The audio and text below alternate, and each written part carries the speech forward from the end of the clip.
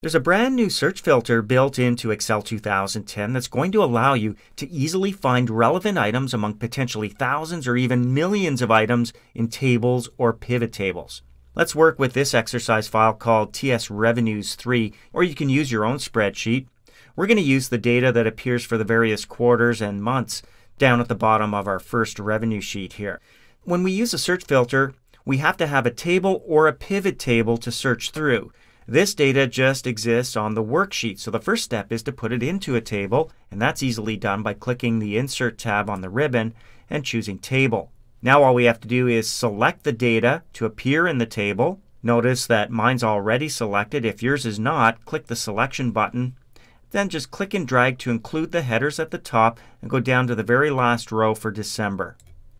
Click the Selection button again and you'll see the range is selected. We want to use those headers for the various quarters and click OK. Now you'll notice your table is selected and each of the columns has a little drop down arrow. When you're in your spreadsheet, you'll see those arrows appear at the top regardless of whether the table is selected or not.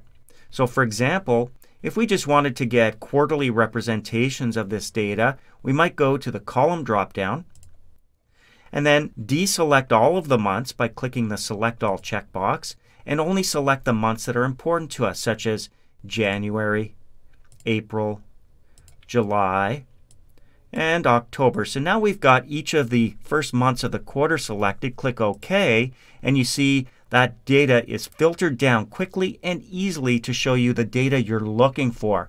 Imagine searching through thousands or even millions of items in a table and how handy the new search filter can be in Excel 2010.